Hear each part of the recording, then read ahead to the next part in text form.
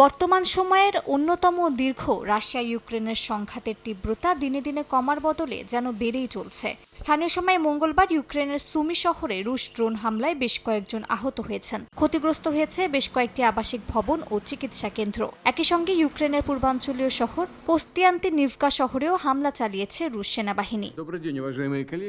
4 বছর ধরে চলমান ইউক্রেন যুদ্ধ কিভাবে শেষ হবে তা রাশিয়া জানে, তবে তা প্রকাশ্যে জানানো হবে না বলে সাফ জানিয়ে দিয়েছেন রুশ প্রেসিডেন্ট ভ্লাদিমির পুতিন। তিনি জানান, ইউক্রেনের সীমান্তবর্তী এলাকায় ধীরে ধীরে নিরাপত্তা অঞ্চল গড়ে তোলা হচ্ছে এবং হুমকি পুরোপুরি দূর না হওয়া পর্যন্ত এই প্রক্রিয়া চলবে।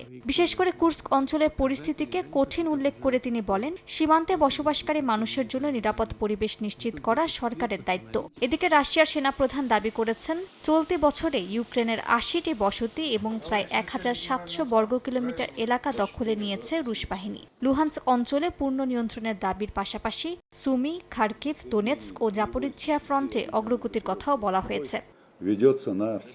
অন্যদিকে ইউক্রেনের প্রেসিডেন্ট ভলোদিমির জেলেনস্কি ইউরোপীয় নেতাদের সঙ্গে ফোনালাপে 90 বিলিয়ন ইউরো সহায়তা প্যাকেজ ছাড়ের বিষয়ে জোর দেন। ইউর সঙ্গে আলোচনায় তিনি বলেন, ইউক্রেন এর মধ্যেই সব শর্ত পূরণ করেছে।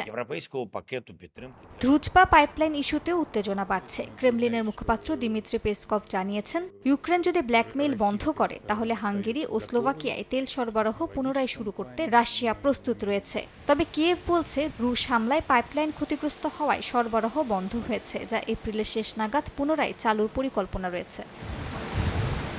মালিহা সুহরওয়ার্দী, সময় সংবাদ।